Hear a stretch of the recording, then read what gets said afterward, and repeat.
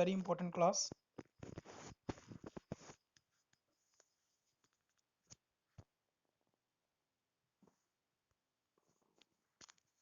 So guys, here are some formulas based on exponents. These you already done in your previous classes. So let me recall these formulas again. So your first formula is, if you are having a raised to power n multiply by a raised to power n. यहाँ पे जो आपका dot है, this is the formula. यहाँ पे जो dot है वो आपको मल्टीप्लिकेशन रिप्रेजेंट कर रहा है. This dot representing the multiplication. So let us से अगर मैं 2 की पावर 3 को मल्टीप्लाई करता हूँ 2 की पावर 7 के साथ, so my answer would be 2 raise to power 3 plus 7. So my answer is 2 raise to power 10. मतलब दीज आर कॉल्ड बेस. इसको बोला जाता है बेसिस. और जो पावर होती है उसको हम बोलते हैं एक्सपोनेंट्स. तो आपने टॉपिक पढ़ा होता जिसका नाम होता था एक्सपोनेंट्स. इसको एक्सपोनेंट को हम इंडेक्स भी बोल देते हैं. इंडेक्स. क्लियर? तो ये हम पढ़ चुके हैं already.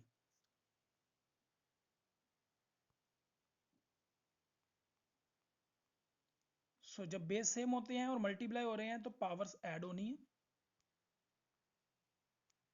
When the bases are same and multiplying, तो पावर्स क्या होना है? ऐड हो जानी है. If the bases are same, let us say a raise to power m. Second मैं आपको सेकंड नंबर एक्सप्लेन कर रहा हूँ. a raise to power m divide हो रहा है a raise to power n के साथ. तो अगर डिवाइड हो रहा है तो बेस सेम रहेगा, पावर्स माइनस हो जाएंगी. और याद रखना, जो आपकी न्यूमिनेटर की पावर है वो पहले आएगी, डिनोमिनेटर वाली माइनस होगी. ठीक है, डिनोमिनेटर वाली ही माइनस होगी. और ये क्यों माइनस होती है मैं उसका रीजन भी बता देता हूँ. अगर लेटर से यहाँ पर लिखा है 1 over a raise to power n, यहाँ पर क्या लिखा है 1 over a raise to power m, तो मैं इसको लिख सकता हूँ a की पावर माइनस n. ये कंसेप्ट बड़ा इंपॉर्टेंट है, इसको याद रखना. मोस्टली बच्चों को नहीं पता होता है.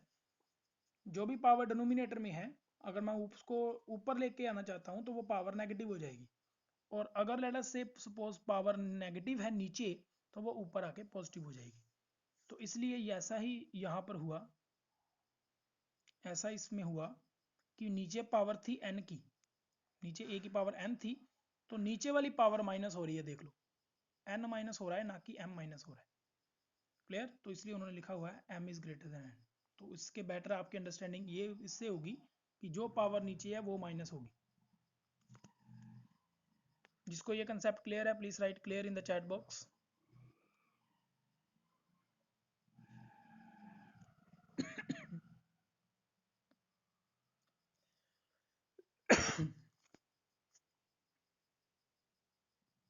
Good. I need more participation. This is your next property.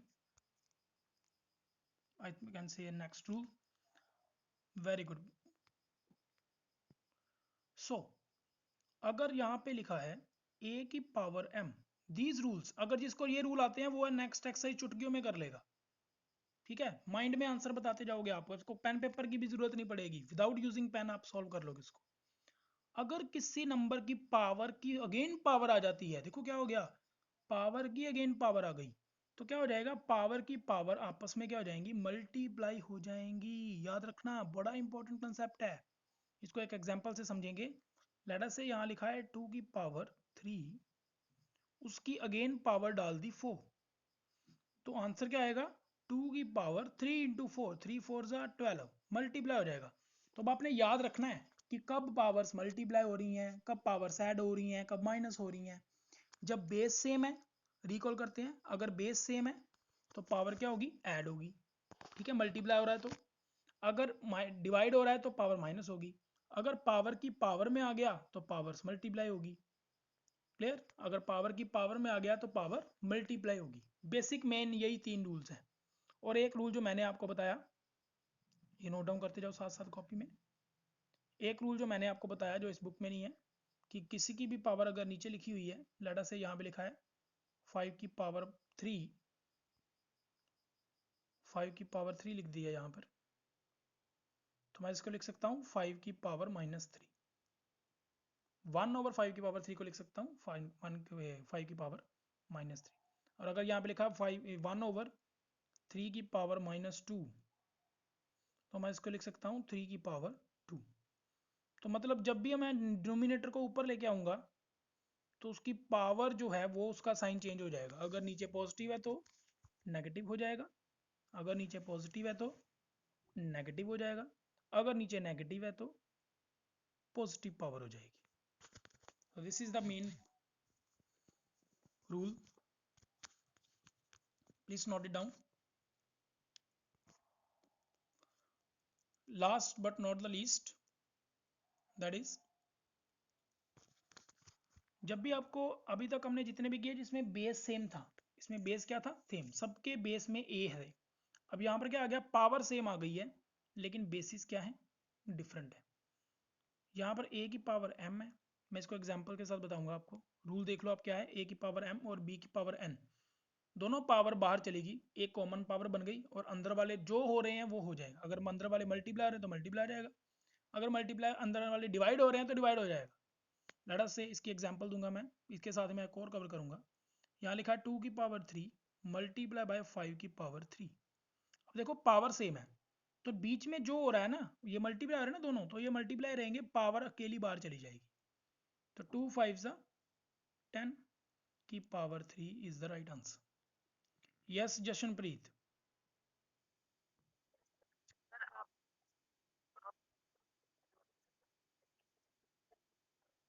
तो फिर बेटा अलग अलग सॉल्व होगा। अगर पावर भी अलग है, डिनोमिनेटर भी अलग है, फिर हम उसका कोई प्रॉपर्टी नहीं लगा सकते। अगर लेट अस से नाइस क्वेश्चन, अगर 2 की पावर 3 है और 5 की पावर 3 नहीं कुछ और आ जाती है, ठीक है, तो आप इसका कुछ नहीं कर सकते। 2 की power 3 that is 8 and multiply by 5 की पावर 4 कितना हो जाएगा? 625 हो जाएगा। तो आप इसको ऐसे ही सॉल्व करोगे, उसमें कोई प्रॉपर्टी नहीं लगेगी।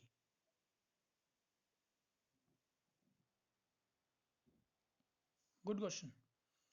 अब इसी के बेस्ड ऑन एक और मैं आपको एग्जांपल दूंगा, वो भी आपकी बुक में इधर नहीं दी हुई है। अगर यही क्वेश्चन लेते हैं, यहाँ पे डाल दिया 5 की पावर 3 डिवाइड हो रही है 3 की पावर 3 के साथ, तो मैं क्या करूँगा? मैं लिख सकता हूँ 5/3 की पावर 3। सिंपली बस पावर जो कॉमन है वो बाहर निकाल देनी है, दैट्स इट। अंदर मल्टीप्लाई हो रहा है तो मल्टीप्लाई, डिवीजन हो रही है तो division. And one most important thing, ये जो कंसेप्ट है ना, ये जो कंसेप्ट है फोर्थ का जिसमें पावर बाहर आ रही है, ये सिर्फ दो ही ऑपरेशंस में एप्लीकेबल होगा, दैट इज मल्टीप्लिकेशन और डिवीजन। सिर्फ मल्टीप्लिकेशन और डिवीजन में ही एप्लीकेबल होगा। एडिशन और सब्ट्रैक्शन में मत पावर बाहर निकाल देना, वहां पे 0 नंबर मिलेगा। ठीक है, एडिशन सब्ट्रैक्शन में पावर बाहर नहीं आ सकती, याद रखना सभी, नोट डाउन कर लो। Only multiplication and division. Let us से यहाँ पर लिखा है 2 की पावर 3, यहाँ पर लिखा है 2 की पावर 3 प्लस 5 की पावर 3, तो we can not write this is not equal to, this is not equal to 2 + 5 की पावर 3। ये नॉट इक्वल है, ये गलत है। ठीक है, दिस इज रॉन्ग, ये गलत है। पावर यहाँ पे बाहर नहीं आ सकती, सिर्फ मल्टीप्लिकेशन और डिवीजन में ही आएगी पावर बाहर। कौन कौन से दो साइंस में आएगी मैं लिख देता हूँ यहाँ पर आपके ब्लैंक में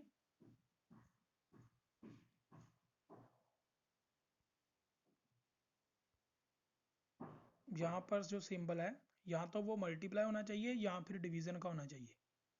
ये दो सिंबल्स ही यहाँ पर आ सकते हैं, प्लस और माइनस नहीं आ सकता है, ये याद रखना सभी बच्चे। जिसको यहाँ तक कंसेप्ट क्लियर है please write clear in the chat box. अगर आपको यहाँ तक क्लियर है तो आपकी 1.6 इज डन, आप बड़े ही आराम से कर लोगे।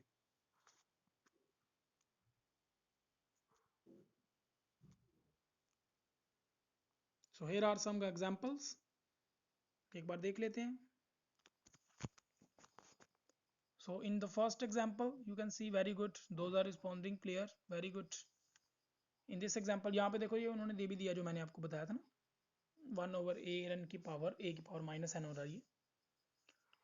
And one more thing, here is I think that is किसी की भी पावर अगर जीरो हो, लेट अस से 2 की पावर जीरो लिखा है, इसका आंसर होता है 1। ठीक है, इसका प्रूफ भी होता है हमारे पास, मैं आपको प्रूफ भी दे देता हूँ। लेट अस से कोई भी नंबर है, लेट अस से एक्स है, एक्स की पावर जीरो लिखेंगे तो उसका आंसर आएगा 1। ठीक है, कुछ भी किसी की भी पावर अगर मैं जीरो लिख रहा हूँ तो उसका आंसर 1 आएगा।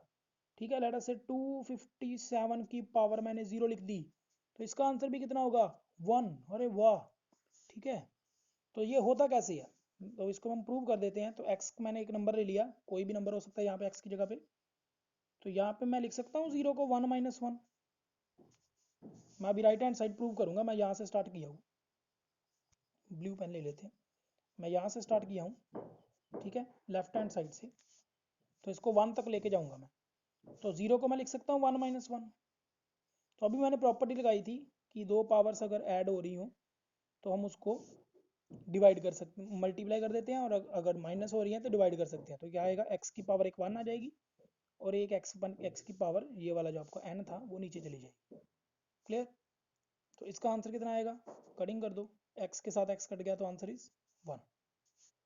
क्लियर, सो दैट्स वाई किसी की भी पावर जब भी जीरो होती है तो उसका आंसर कितना होता है 1।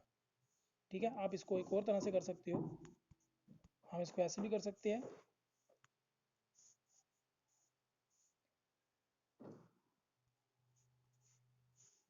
आप x की पावर इधर 1 कर दो, मल्टीप्लाई कर लो x की पावर -1 के साथ, क्योंकि यहाँ पे भी आप ऐड करोगे तो -1 - 1 ही बनेगा। तो this is x multiply by x की पावर -1 है, तो ये क्या हो जाएगा 1/x, तो x के साथ x कट गया, योर आंसर इज 1।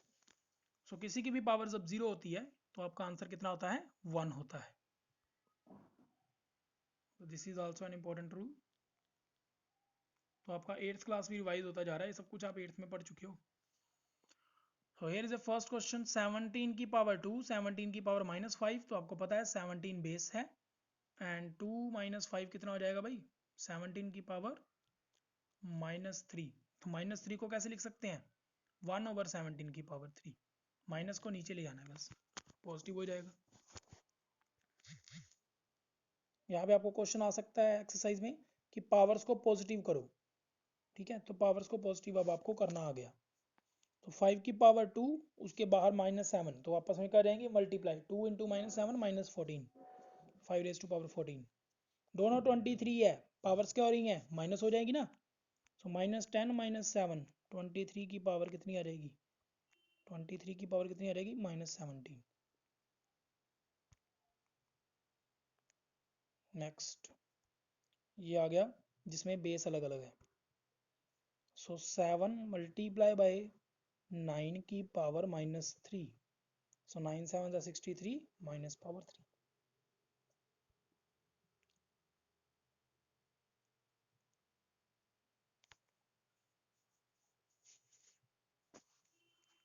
सो अगर आपने ये फाइंड करना है, ये क्वेश्चन देखो ये कैसे करना है। यस जशनप्रीत,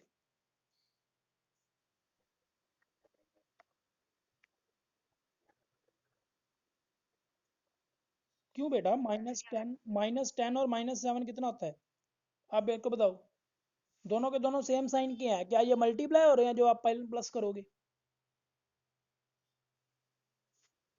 अगर -10 मल्टीप्लाई होगा -7 से तो 70 पॉजिटिव का आंसर बनेगा। This is negative negative positive, not minus minus plus.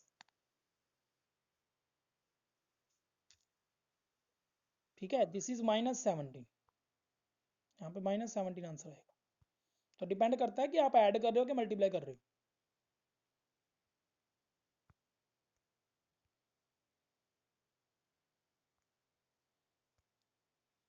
Here is another question, यहाँ पे देखो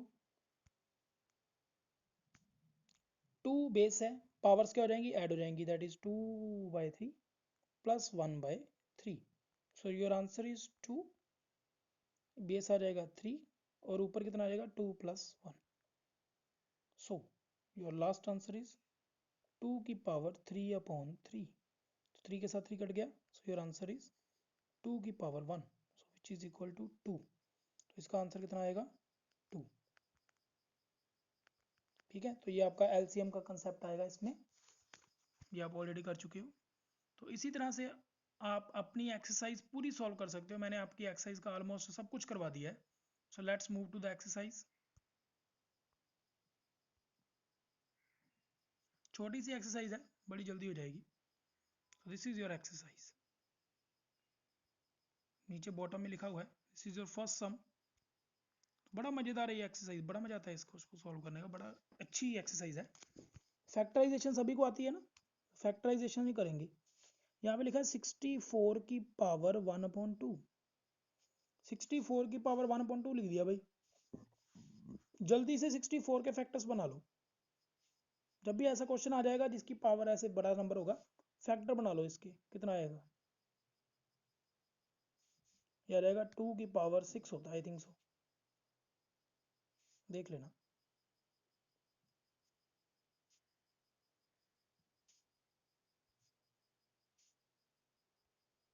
ठीक है, तो ये 2 की पावर 6 ही होगा।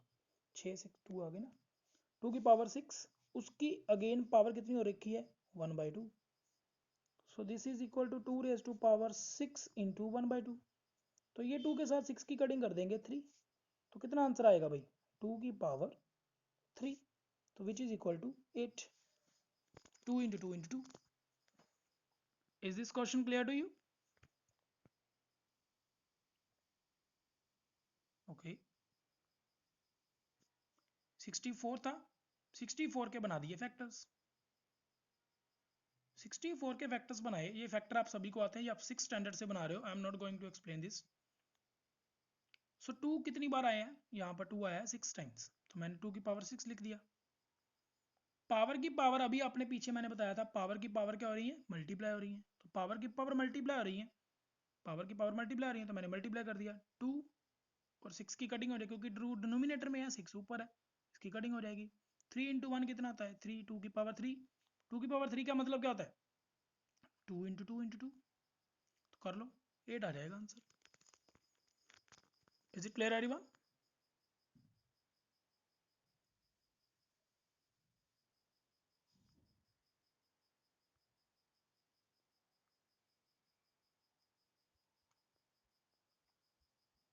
सो सिमिलरली आप इसके बाकी के क्वेश्चन भी कर सकते हो। ये सेकंड और थर्ड इज योर होमवर्क, ये आप खुद करोगे।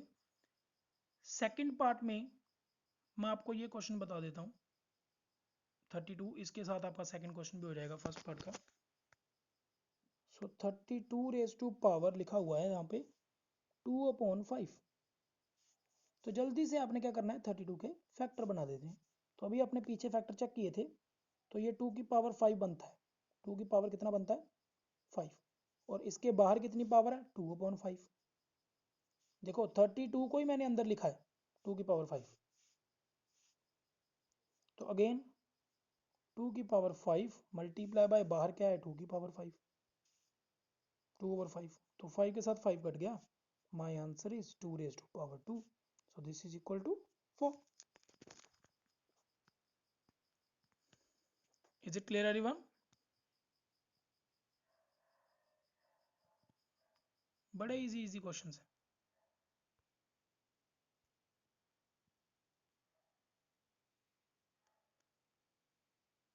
जिसको वो फॉर्मूलाज क्लियर है ना पीछे वाले, वो तो इनको बड़े झट से कर लेगा, बड़े मजे मजे।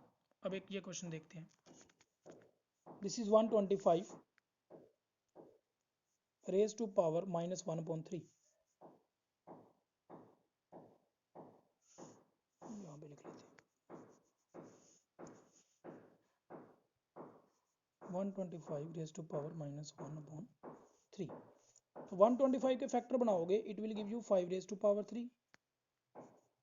सो -1/3 बाहर है, तो ये क्या आ जाएगा? 5 की पावर, ये पावर की पावर मल्टीप्लाई 3 इंटू -1/3। 3 के साथ 3 cancel.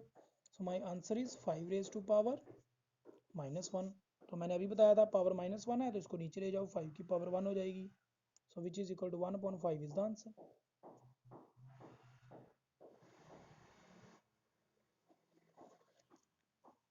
Is it clear everyone?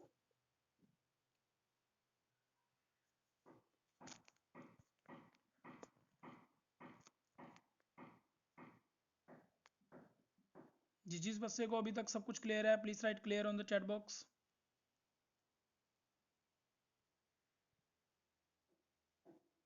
Yes, very good very good very good. So I need the responses, जितना आप रिस्पॉन्स करोगे उतना मुझे अच्छा लगेगा। Very good very good, good good good. So ये अभी हमने कर लिया था पीछे, this all we have done. ये एक नीट आपका सम है, तो क्या इसको थोड़ा जूम इन करके देख लेते हैं, तो क्या लिखा हुआ है। कुछ बच्चे अभी नींद से जागे हैं।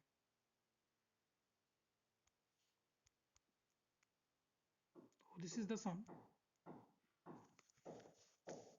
1/3 की पावर 3 डिनोमिनेटर में पावर दी हुई है, उसकी होल पावर दी हुई है 7। तो इसको हम कैसे कर सकते हैं, तो पावर की पावर मल्टीप्लाई कर दो ना, तो 1 की पावर हो जाएगी 7, पहले पावर अंदर आएगी ना दोनों के पास, तो 3 की पावर 3 था, ये ऊपर पावर इसकी भी 7 हो जाएगी। 1 को जितनी बार मर्जी मल्टीप्लाई कर दो वो 1 ही रहता है, और नीचे क्या आ जाएगा, इसको थोड़ा डार्क कर लेते हैं। 3 की पावर क्या हो जाएगी, मल्टीप्लाई, तो 3 into 7, so which is equal to 1/3 raised to power 3 7s are 21, so this is your right answer। ज़्यादा पावर्स, अगर पावर आपकी 10 से बड़ी आ रही है या ज़्यादा बड़ी आ रही है, तो आप 3 को 21 टाइम्स मल्टीप्लाई मत करने बैठ जाना, उसको पावर्स में ही रहने देना, वही आपका आंसर होगा। Is it clear everyone?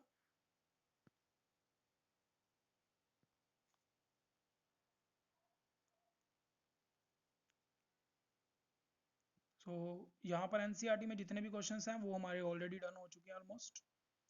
अब कुछ क्वेश्चंस रह गए हैं जो हायर ऑर्डर थिंकिंग के हैं, that I will give you in the worksheet after this meeting. So आप वो वर्कशीट में सॉल्व करोगे, ठीक है, और एक्स्ट्रा सम्स हम कल सॉल्व करेंगे, whether I will send you the video और इन द जूम क्लास। तो ये आप अभी कर सकते हो, ये बड़ा ईजी सम है। 11 की पावर क्या हो जाएगी, 1/2 है, नीचे वाली पावर माइनस हो जानी है, दैट इज 1/4। सो 11 का पावर कितनी आ जाएगी, 4 एलसीएम आ गया, सो 2 - 1, सो your answer is 11 raised to power 1/4। So this is the answer. और यहाँ पर इसको क्या करोगे, ये तो और भी इजी हो गया।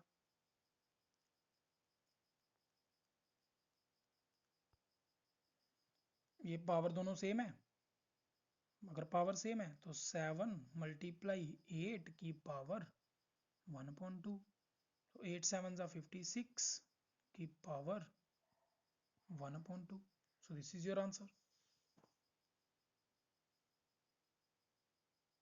Is it clear everyone? अच्छा, इसको मैं थोड़ा और आगे सॉल्व कर सकता हूँ, अगर किसी को कुछ माइंड में हो ना। 1/2 क्या होता है, स्क्वायर रूट। एक्स की पावर 1/2 का मतलब क्या होता है, स्क्वायर रूट एक्स, ठीक है ना। तो याद रखना, अगर x की पावर ऐसे लिखा है, यहाँ पे 3 लिखा है, this is called cube root, तो इसका मीनिंग क्या आता है, 1/3। सो मैं इसको लिख सकता हूँ, अब वैसे ऑलरेडी लिखा हुआ है 7 की ए रेज़ टू पावर, तो इसको मैं अगर स्क्वायर रूट में लिखना चाहूँ तो वैसे भी लिख सकता हूँ। सो 7 इंटू जिसको लिख सकते हैं 2 × 2 × 2,